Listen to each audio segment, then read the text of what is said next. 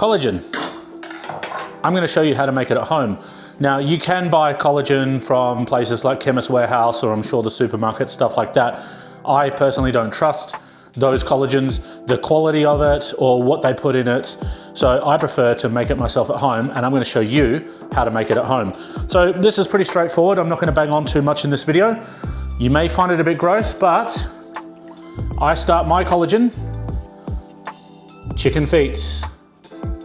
So I've got 1 kilo of chicken feet that I've gotten from my local butcher. If you look around, you may find one. Asian butchers are the best place to go for finding chicken feet. Not all butchers have them. Some might be able to order them in.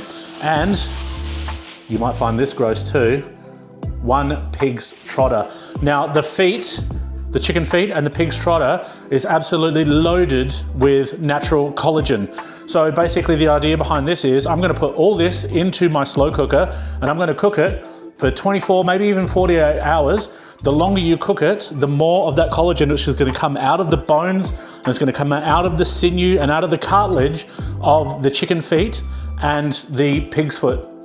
That's going to enrich this broth with this really thick, juicy collagen. Now this collagen is made with whole foods. There's nothing processed about this. It's all whole foods. It's all healthy. It's all good for you. And this collagen that I'm going to make is so versatile. You're going to be able to use it in so many different things. You can either drink it by itself, which is what I usually choose to do. I have like a little shot every couple of days, or you can use it as a stock base and make soups, sauces, you name it. You can do almost anything with it. I used to make a slow cooked beef brisket, and then I would use the broth in that with this collagen. Enriched with flavor, and it's also enriched with so many good minerals and vitamins and nutrients. This is absolutely a superfood, and it's absolutely jam-packed.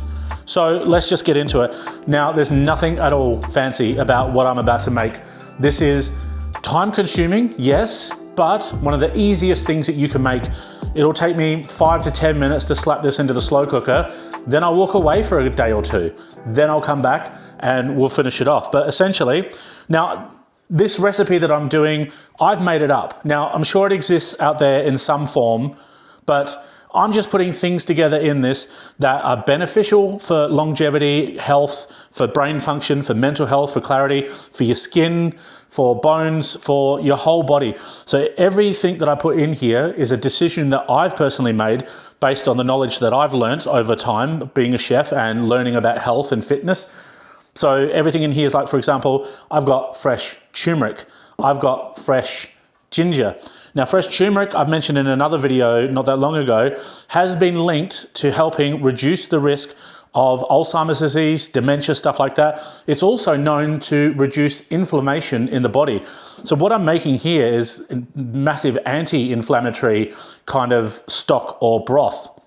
So we're also going to add in some onions. Got a couple of onions, fresh garlic, 1 bulb of fresh garlic. I've got 3 chilies, there's 2 there. I mentioned the ginger, I'm sure. Going to chuck in some celery. Then I've also got 1 leek. I've got a bunch of thyme. And, lemongrass. I'm also going to add in, for umami flavor, if you can see that there, these are dried mushrooms, which I just got from my fruit and veg shop. These are going to add a nice, strong umami flavor to the stock. Now, I did find out today, but unfortunately I couldn't find any, seaweed. Adding a bit of seaweed to this will also enrich it. It'll give it a great umami flavor as well, on top of what the mushrooms are going to give it. And a lot of vitamins and minerals in there as well. I just couldn't source any today, but next time I make this, I will be doing it. Now, I'm also going to chuck in a wee bit of apple cider vinegar. So let's just get started with the thyme. There's nothing I need to do to that. That's just going to go straight in. Then I'm going to add in lemongrass. But what you do with the lemongrass, yeah, don't chop it up. All I want from this, because you don't eat the lemongrass, never eat the lemongrass, this is just for flavor, it's an aromatic. So I use the back of my chef knife, yeah? Don't use the blade, use the back. Now with the back, all you want to do is just smash it. Just like this. That's it. So you've just smashed it enough that it's just opened it up, and it's going to release all the natural oils and all the natural flavour that's inside the lemongrass. So not too violent, but just enough to smash it up, just like that. That's nice and easy. Now, when it comes to the garlic, I'm not even going to peel it. I don't really care. I want all those flavours in there. I'm fine with that. You can peel it if you want. I mean, I'll peel I will peel just the majority of it off, but I'm not bothered. This is just for a broth. I'm not eating the garlic. All this here is just aromatics. Yeah, that's going into the broth that I'm making.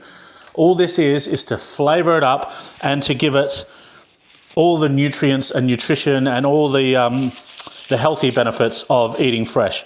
So, I mean, obviously, I'm not going to chuck in all that skin, but I'm not going to peel the garlic either. I'm just going to peel just a bit of the skin off like this after I've chopped it. That's it. This is easy. This is just a no-brainer. This is just, you know, nothing fancy. This is all about strictly nutrition and flavour, okay? So there's nothing fancy going on in this. I don't care about all these fancy flavours or fancy dishes or stuff like that. My main concern is health, longevity, flavour, cost-effective, you know, tasty, nutritious, good for you, healthy, wholesome, that nice warm feeling that it gives you, you know what I mean? So I don't like to go overboard. You know, it's nice to go out for dinner now and then and maybe go to a nicer kind of place. But for me, coming from a chef background, I loved working. I loved working in those places, I really did. But as a customer, I just prefer the simple things. I like just nice, easy. It's not that it's necessarily cheap, it's just, you know, those smaller places, just more wholesome, more clean food, more good food. You know, the big places do have their place, but, you know, I just prefer nice and easy and relaxed, wholesome, basically, minimal process.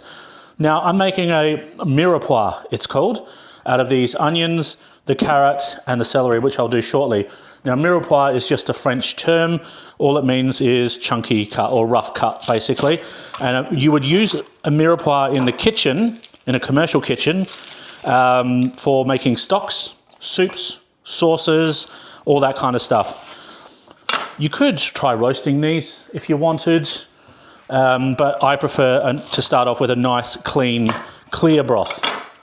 Now, in saying that, when I start this broth, I'm starting in cold water, in my slow cooker, which I'm going to put on low. Now, the reason why I start it in cold water is because if you put it in hot water, it can come out quite cloudy. Like if you make like a chicken stock and you use warm or hot water with unroasted bones, it can become cloudy. It won't become nice and clear. Starting it in cold water helps all the impurities come out and rise to the top, which then you can skim as time goes on. Now, ginger. This one is nice and easy. I'm not even going to peel the ginger either. Now, like I said, because this is going to be in here for 1 or 2 days, all the flavour is absolutely going to come out of this ginger. So I don't need to peel it or grate it or waste my time doing anything fancy. So just chop it nice, rough. Watch your fingers when you're chopping. One of the best ways, if you're chopping, is say you're going to chop down like this, keep your hand flat on the tip of the knife like this, always like this. So when you cut, there's no chance of cutting your finger. And if your hand moves at all while you're chopping, it's always going to move away from the knife. It's not ever, you know, if you curl your fingers like this, for example, you see like this, like if I curled my fingers under and went to cut down and I missed, there goes the tip of my finger. But hold your hand flat, just like this. And then that way when you chop, you've got good control over the knife. It's not going anywhere.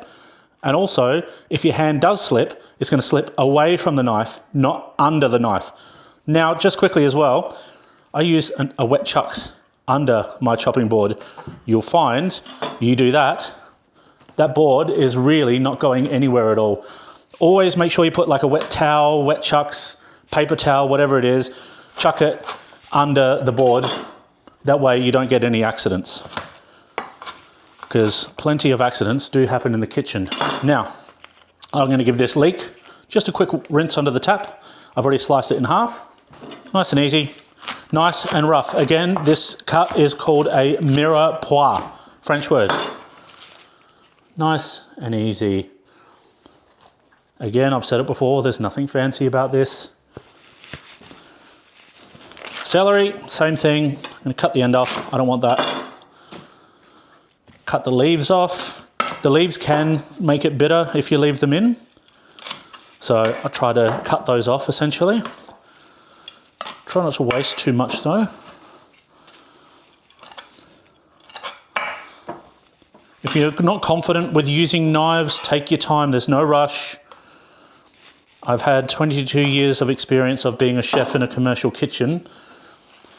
Although I haven't actually worked in a commercial kitchen now for a couple of years, but I strongly advise taking your time when working with knives if you're not confident with working with knives, because accidents do happen quite regularly, even to experienced chefs too. Now again, I'm just going to chop this into a mirepoix style. Nice and chunky. Now, bearing in mind, everything that I'm putting in here,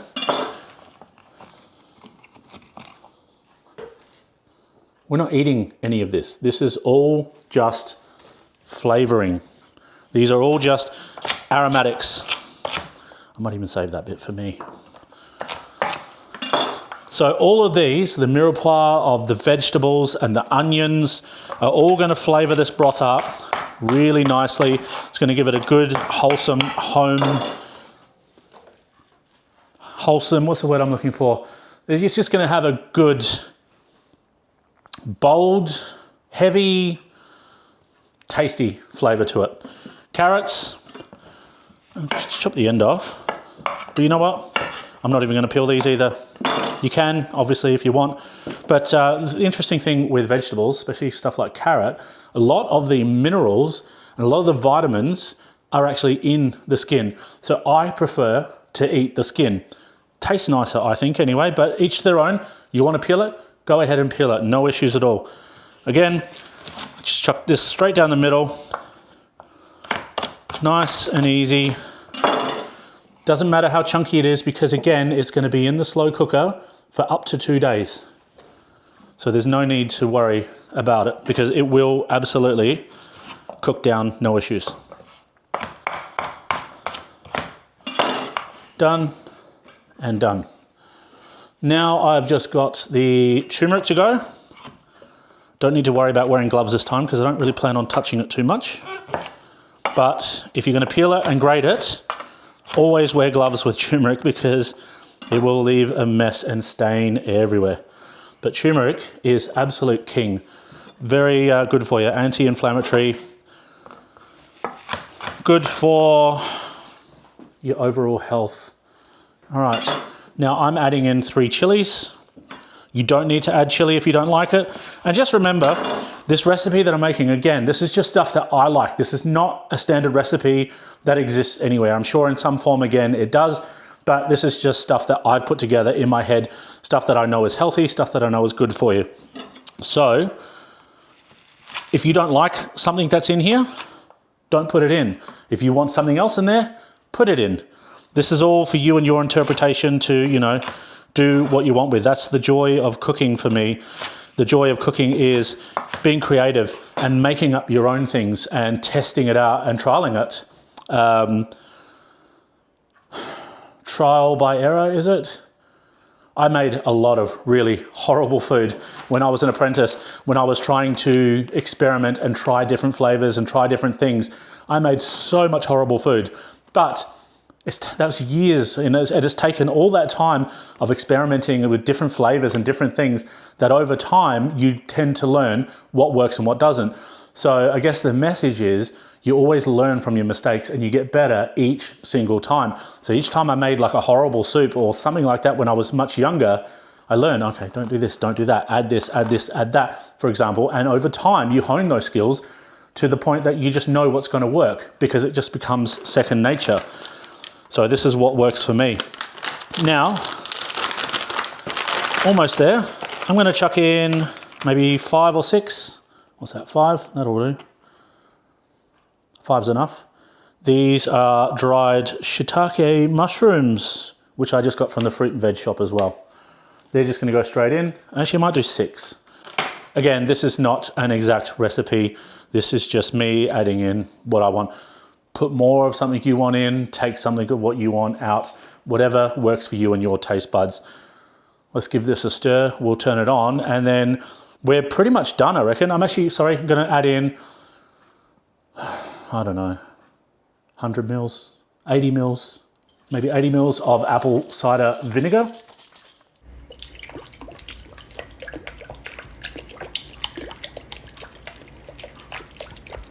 Now also, I keep forgetting a couple of things. So I'm also going to add in bay leaves. I don't know how many of those, just a small amount, say 5 bay leaves on top. That's it for that. And finally, I'm just going to add in some peppercorns. Maybe half a handful, I suppose.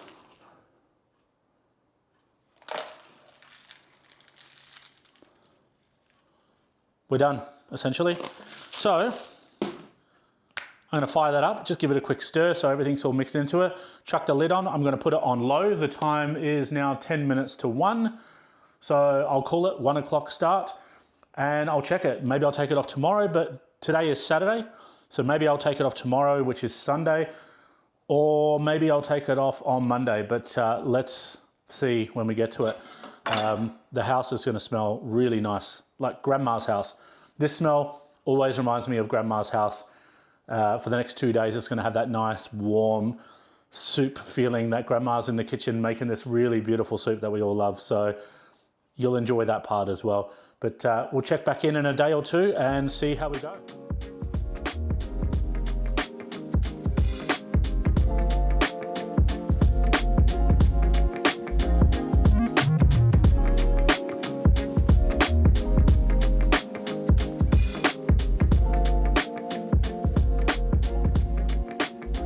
All right, we are essentially done. So this collagen, as you can see, has been on now. I started it at 1 o'clock yesterday, so I'm only doing it just a little over 24 hours. It's now gone 3 p.m. Sunday.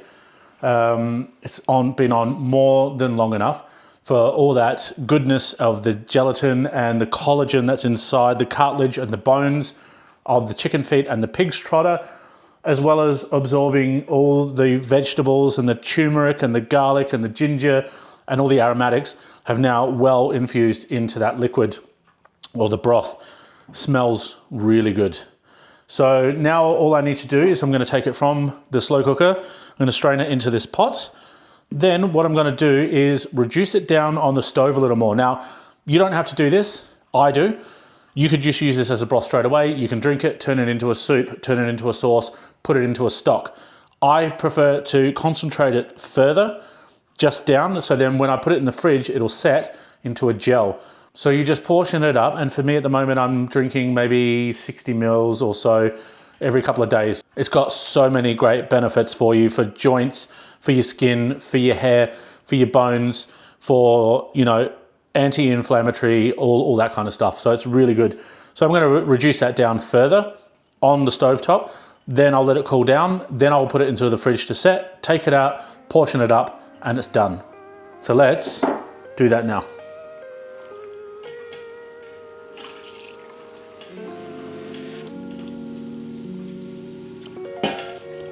What I usually do is portion out the solids, put them into a bag, keep them in the fridge until bin day, and then put them out in the rubbish. There's really nothing else you can do with these now. You'll see how soft those bones are.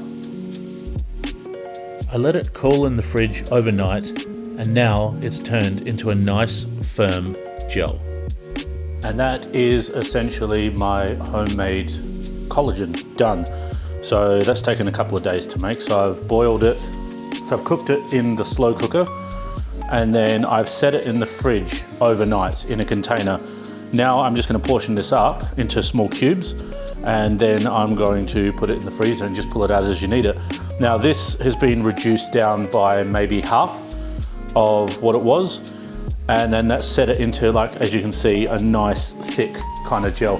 This is a concentrate, so you can keep this in the freezer and pull it out for stocks, soups, sauces, anything like that. And these are a lot better than the ones you're going to buy from the supermarket, because these are not processed.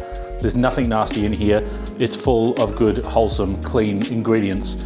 Again, this is concentrated, so when you add it to a soup or a sauce or whatever, you're going to add in more liquid, which will then bring it out again, and it'll be nice and tasty.